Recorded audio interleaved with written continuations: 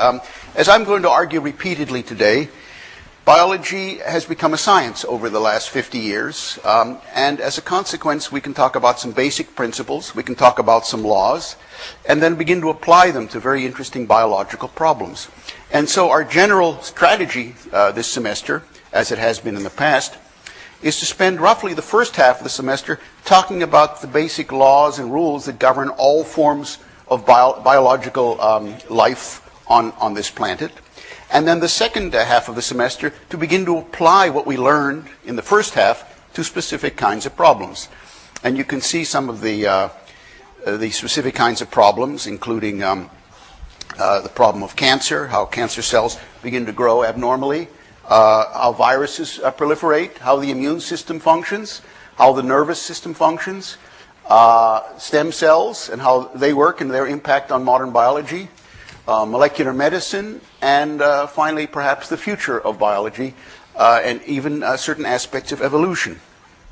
The fact of the matter is that we now understand lots of these things in ways that were inconceivable 50 years ago.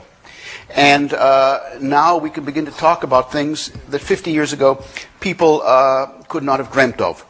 When I took this course, and I did take it in 1961, we didn't know about 80% of what we now know. You can't say that about mechanics, in physics. You can't say that about circuit theory in electronics, and you can't say that, obviously, about chemistry. And I'm mentioning that to you simply because this field has changed enormously over the ensuing 4 decades.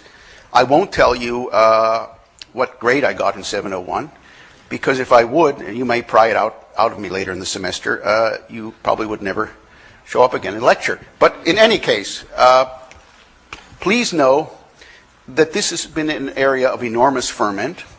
And the reason it's been in such enormous ferment is of the discovery in 1953 by Watson and Crick of the structure of the DNA double helix.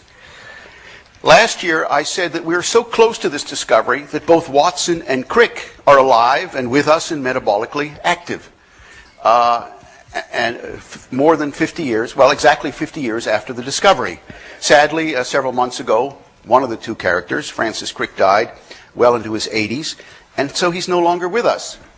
But I want to impress on you the notion that 200 years from now, we will talk about Watson and Crick the same way that people talk about Isaac Newton in terms of physics. And that will be so because we are only beginning to perceive the ramifications of this enormous revolution that was triggered by their discovery. That is, the field of molecular biology and genetics and biochemistry, which has totally changed our perceptions of how life on Earth is actually organized. Much of the biology to which you may have been exposed until now has been a highly descriptive science. That is, you may have had courses in high school where you had to memorize the names of different organisms, where you had to understand how evolutionary phylogenies were organized, where you had to learn the names of different organelles, and that biology was for you a field of memorization. And one point we would like, hopefully successfully, to drive home this semester is the notion that biology has now achieved a logical and rational coherence that allows us to articulate a whole set of rules that explain how all life forms on this planet are organized. It's no longer just a collection of jumbled facts. Indeed, if one masters these molecular and genetic principles, one can understand in principle a large number of processes that exist in the biosphere and begin to apply one's molecular biology to solving new problems in this arena. One of the important ideas that we'll refer to repeatedly this semester is the fact that many of the biological attributes that we possess now were already developed a very long time ago, early in the inception of life on this planet. So if we look at the history of Earth, here the history of Earth is given as 5 billion years. This is in thousands, obviously. The Earth is probably not that old. It's probably 4.5 or 4.3 billion years. But anyhow, that's when the planet first aggregated, as far as we know. One believes that no life existed for perhaps the first 500 million years. But after 500 million years, which is a lot of time, to be sure, there already begins to be traces of life forms on the surface of this planet. And that itself is an extraordinary testimonial. We don't know a testimonial to how evolutionary processes occur. We don't know how many planets there are in the universe where similar things happened. And we don't know whether the solutions that were arrived at by other life systems in other places in the universe, which we may or may not ever discover, were the similar solutions to the ones that have been arrived at here.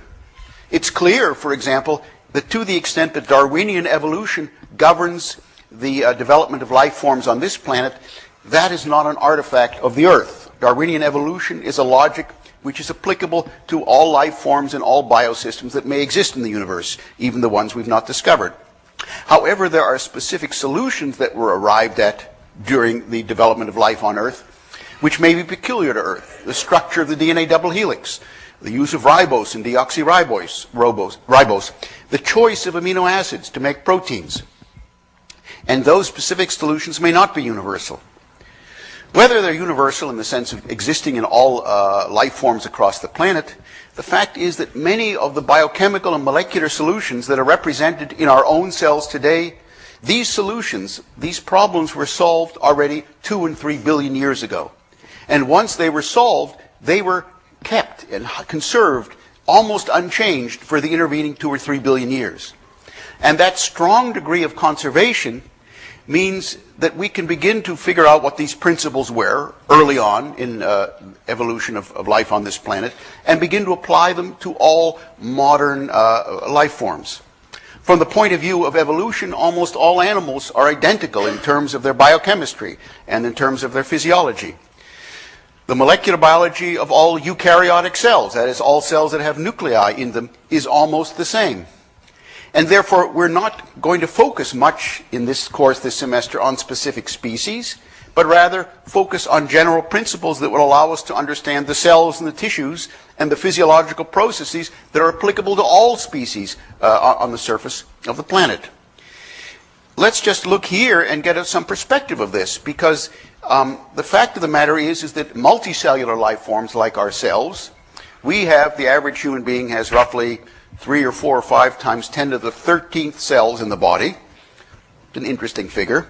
The average human being goes through roughly 10 to the 16th cell divisions in a lifetime, i.e., 10 to the 16th times in your body there will be cells that divide, grow and divide. Every day in your body there are roughly 10 to the 11th cells that grow and divide. Think of that, 10 to the 11th, and you can divide that by the number of minutes in a day and come up with an astounding degree of cellular replication going on.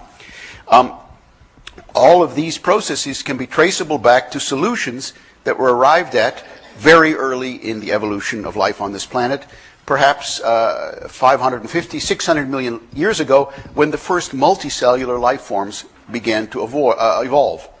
Before that time, that is to say before 500 to 600 million years ago, there were single-cell organisms. For example, many of them survive to this day. There were yeast-like organisms, and there were bacteria.